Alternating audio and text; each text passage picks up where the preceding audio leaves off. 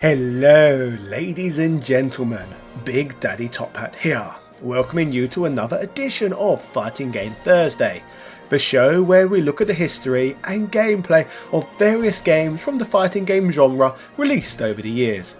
This week, the people who back this channel over on Patreon have requested that I cover the first entry from one of Namco's greatest fighting franchises.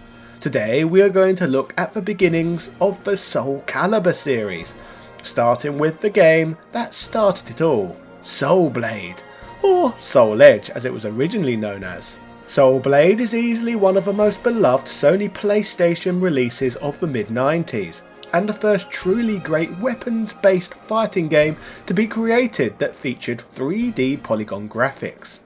There were a lot of elements that made this game stand out from the pack, so we are going to be celebrating this today. So without further ado, let's look at a game that edged out the competition by having the caliber to compete. This, ladies and gentlemen, is the mad story of Soul Blade and why this game is so important. Yeah! Fighting games, one of the most important genres of the 90s. The gameplay style went mainstream with the success and innovations of Street Fighter II in 1991, but other franchises quickly carved their own niche, such as the American developed Mortal Kombat, which brought gore and shock value to the table in 1992.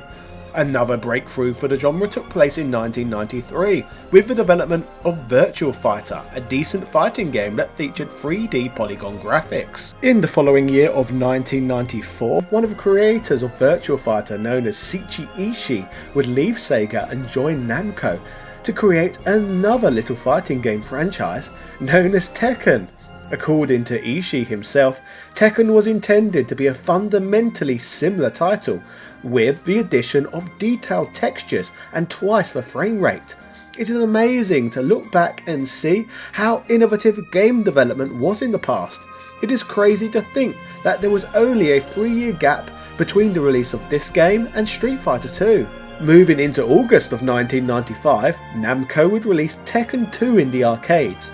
The game would present further leaps forward, including the use of impressive character models that consisted of over 800 polygons each. This at the time stunning game went on to become one of the Sony Playstation's best-selling games ever. It was that popular. So with this success, much like Capcom and SNK with their plethora of fighting games, Namco would invent more franchises too. During this time frame, an internal development team working at Namco, later to be known as Project Soul, would begin to explore the possibilities of creating a weapons-based fighting game. This was not a new concept by any stretch, but it had never been achieved with a particular great level of finesse. In fact, one of the PlayStation's launch titles, Battle Arena Toshiden, was a game that fit into this niche. Although the game was graphically very impressive for its release date, it suffered from poor reaction times when buttons were pressed, and often combat was obscured due to poor camera angles. In the realm of sprite-based fighting, weapons-based fighters had already been done right, with the release of SNK's Samurai Showdown series. So when it comes to the development of Soul Blade, it is obvious that the group of Namco employees would have looked at both Samurai Showdown and the strengths and weaknesses of Battle Arena Toshiden when creating their own weapons-based fighter. To help give Soul Blade a more realistic feel than what came before it, Soul Blade marks the first ever game to be created using motion capture based techniques, using passive optical system markers. Basically, the movement of characters in the game was originally captured via the recording of people wearing costumes featuring markers coated with a reflective material to reflect light that is being generated near a set of camera lenses. From there, the camera's threshold can be adjusted so only the bright reflective markers can be sampled, ignoring skin and fabric, thus allowing developers to create 3D polygon characters around these movement cycles. In Soul Blade's case, helping the game move more realistically than any fighting game that came prior to it. Using this motion capture technique, Soul Blade was created, introducing an innovative control scheme. Basically, in Soul Blade, characters can sidestep around the arena with a double tap, allowing them to move into the foreground or background. With the success of Tekken prior, influence has clearly been drawn from the inspiration of that game too. For example, characters can jump high in the air and even over their opponents, and many of the moves retain a Tekken feel. The overall mechanics of this game though are a lot more layered than Tekken, which we shall cover more on shortly, but first, let's look at this game's story, the characters, and some of the gameplay modes. The game that was initially released as Soul Edge in Japanese arcades back in 1995 takes place in the year 1583. Like many fighters, the game's story features a MacGuffin to trigger a plot, in this game's case the Soul Edge, a mythical sword who the roster members in the game are in search of. In the game's story, the sword, currently in the form of a twin pair of long swords, appeared mysteriously in an auction, but was taken by the dreaded pirate Cervantes de Leon, and nothing is known of his fate thereafter. Another 9 warriors from around the world want the sword for themselves, basically meaning that this game's plot mirrors that of some other games on this channel we have already looked at. The first release of the arcade game featured 8 playable fighters. These consisted of Hishiro Mitsurugi, a powerful Japanese samurai, who would learn of the Soul Edge whilst at war. We have Siegfried Schottofen, the son of a knight from Germany, who revolted against the Holy Roman Empire. After joining a gang of thieves, he accidentally murdered his own father in a raid. Due to this, Siegfried psychologically convinced himself that his father's murderer was actually someone other than himself, so seeks the Soul Edge to slay his father's killer with. Next we have the female warrior known as Taki. She believes the Soul Edge warped her foster father with evil, so sets out on a journey to find the blade and destroy it. Li Long was hired by the Emperor on a private mission to assassinate the leader of the pirates and bring Soul Edge home with him, but later decides he needs the Soul Edge for himself as part of his own plot. Sophia comes from Athens, back when it was part of the Ottoman Empire. She is the daughter of a Greek baker. One day in the woods, the Olympian god of fire and forge, Hephaestus, orders her to find and destroy the evil sword known as Soul Edge. Next we have Nathaniel William Rock Adams, an Englishman who as a boy had a father who won the auction on the Soul Edge. Whilst in possession of the blade, his family's ship was attacked, causing him to be washed up in the New World and to be raised by Native Americans. Seong Mina grew up surrounded by weapons. She is from the famous Korean Seongdo-jang, which was headed by her father. She decided that if she would not be able to prove herself in the coastal military, she could just as easily prove herself by finding the fabled sword for her country. We also have Voldo. In Voldo's past, he was the right-hand man of an Italian weapons merchant Virchi, known as the Merchant of Death due to his business with the Spanish Armada. Virchi desired Soul Edge to form part of his collection of rare weapons. After war broke out in Italy, Virchi would seal his possessions underground. Voldo would turn himself into the guardian of the tomb and slay those who ventured to steal from it. Years later, Voldo would hear his master's voice commanding him to search for the Soul Edge once again, making him leave the tomb to do so. In a revised version of the game released in arcades the following year, some roster changes would be implemented. An updated arcade version of the game was released for a few reasons. Firstly, players often complained that they found the difficulty quite high, and the last boss often unbeatable. New characters would be added too, one which was for the benefit of the Korean market. Basically, Japanese lead Mitsurugi was swapped out for a new Korean lead character known as Hwang Seong-jeong. I hope I'm pronouncing that right. The pirate known as Cervantes, who was just a boss character in the previous iteration, is also playable from the player select screen here. In terms of all of these characters, this is just the tip of the iceberg when it comes to their character arcs, and as a result I try to condense these characters' narratives to make them as easy and digestible as possible. It would be easy to make long individual lore videos on each of these characters. There's that much depth to them. There is just so much information out there. In terms of character development, I'll touch on them once more a bit further into this video. Now, before we carry on covering what this game and its multiple versions have to offer, I thought it would be worth mentioning why it is known as Soul Blade in some regions and Soul Edge in others. The original intention was to market the game as Soul Edge everywhere, but an opportunistic company known as Edge Games basically scared Namco off from marketing the game as Soul Edge in many locations. Edge Games Incorporated is an American video game developer and publisher headquartered in Pasadena, California.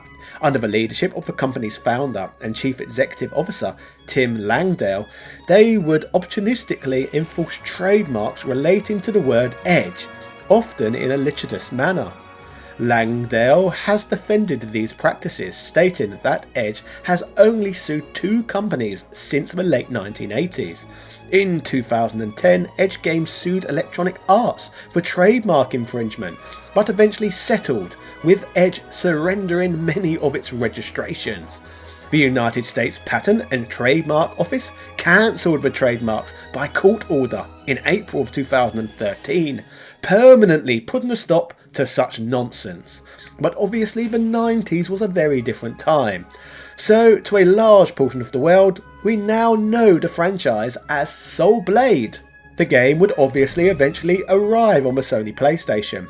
We will cover some of the key changes which would be implemented with regards to this release, but first, let's discuss the game's combat, as these elements are shared with that of the arcade version. We briefly touched on this game's movement and jumping mechanics early in the video, but what else does this weapons-based fighter have to offer combatants?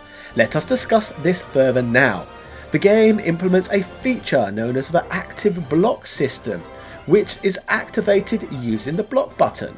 Along with the block button, there are also 3 separate attack buttons, one for performing horizontal attacks, another for vertical, and one for kicking. As mentioned earlier, in many ways the game has a very Tekken-like feel to it, but in many cases Soul Edge's combat is more fleshed out. In terms of strategic techniques players can take advantage of, every character is assigned 2 powerful unblockable attacks.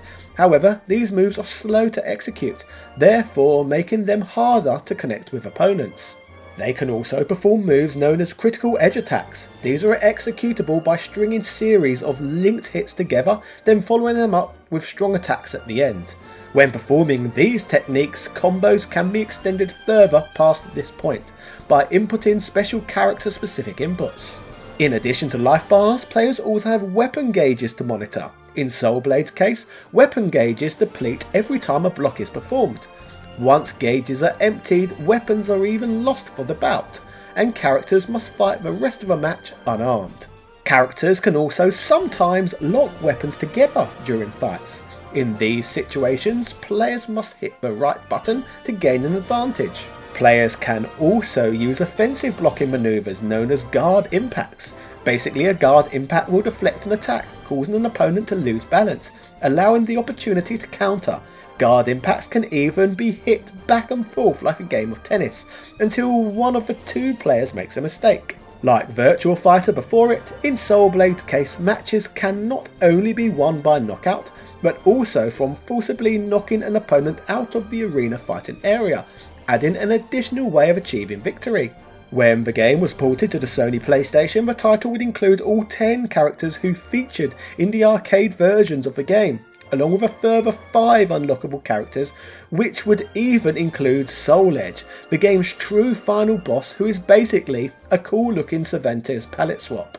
There was an abundance of additional add-ons too that were included in this extremely popular home conversion. This would include the likes of new costumes for every character, which were even selected from works sent in by fans of the arcade game. In fact, each character now has a choice of 3 costumes each. An opening CGI cinematic sequence was also added to the game, so that PlayStation owners could continue to laugh at unfortunate Nintendo 64 owners, who had to game using primitive cartridges with hardly any storage capabilities.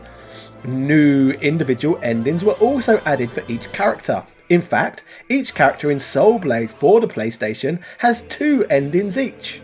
Basically, in the closing throes of a playthrough, characters take part in short minigames or quick time events, which, whether executed properly or not, result in the player either getting a unique good or bad ending, giving the game an extra layer of replayability for those who were dead set on seeing each ending this game has to offer.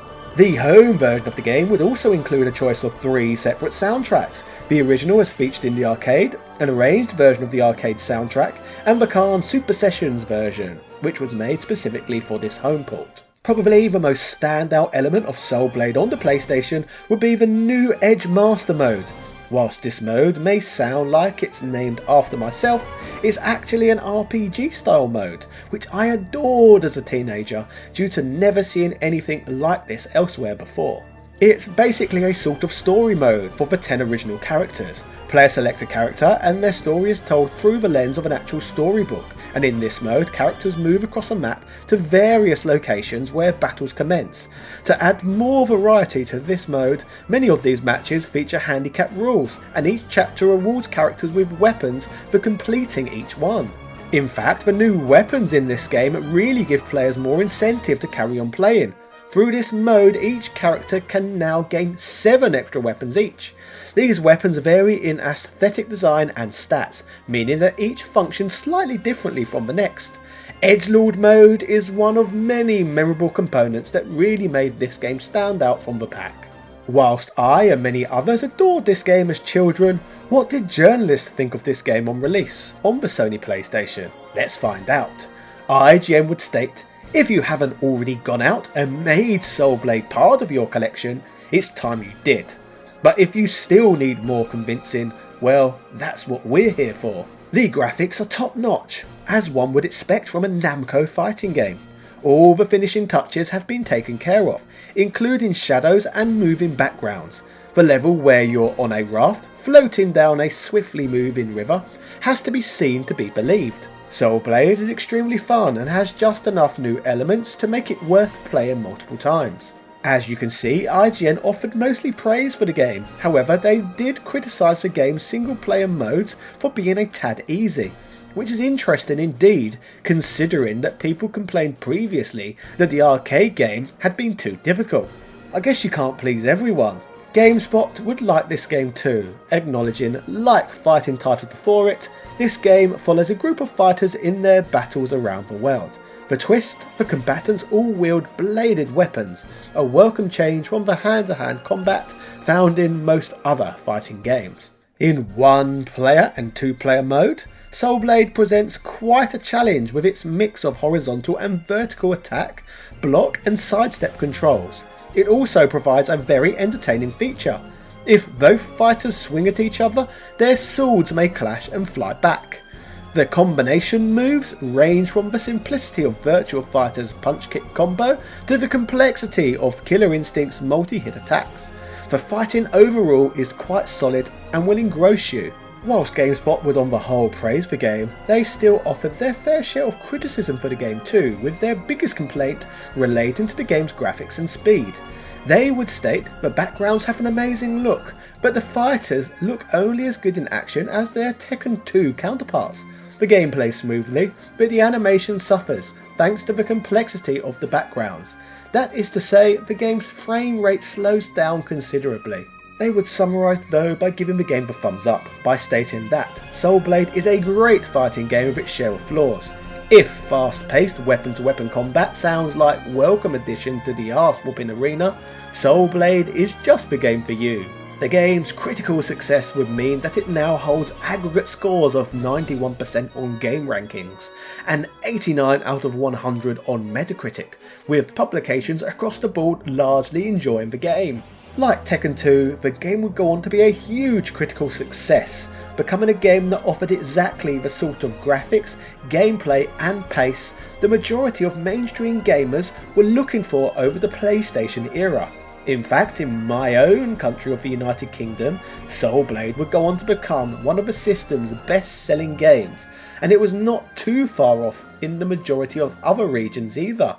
It's certainly a game many people seem to synonymously still associate with the original PlayStation, even to this day. It's a game that, like the early entries in the Tekken series, absolutely encapsulates the era, and as a result will forever be memorable. Let me know in the comment section down below if you enjoyed today's episode, and feel free to share your memories of playing this game. I'd be curious to know whether you would like me to cover more Soul Calibur games down the line. If you want more fighting game content, I have been uploading different historical retrospectives every Thursday since July, so be sure to delve through my deep backlog after you have hit that subscribe button and rang that notification bell so you get each video I upload every single week. Finally, as mentioned at the beginning of this video, the Soul Blade retrospective was chosen by the wonderful people who back this channel over on Patreon. If you want to unlock a huge array of cool incentives, you can do so for as little as just $1 a month, and that goes towards keeping this channel's ship sailing.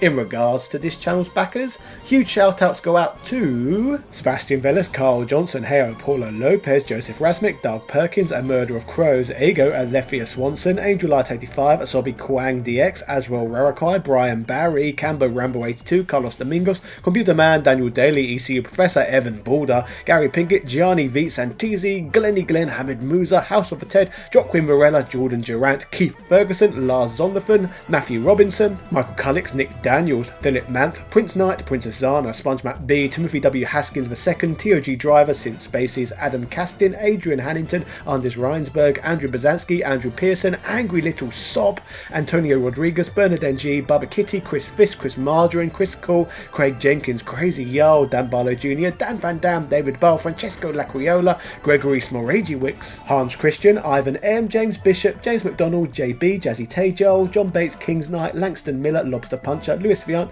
Luke Canava, Marco Soto, Marvin Aroliga, Master Jinx, Matthew Rindle, Me Machine Dean, Michael Hall, Mike Bruno, New Paul Elliott, PlayStation Better, Posty XL, Punky Dudester, RetroVersion.com, Richard Stu Stewart, Rick67, Ron Studd, Sarah Pow, Sarai H. Al Sarayi, Stephen Lewis, Time Lord Soundwave, Tom Elliott, Vlaming Renee, Wazzo Jugs, Zai.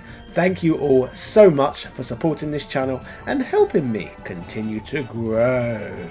Yeah.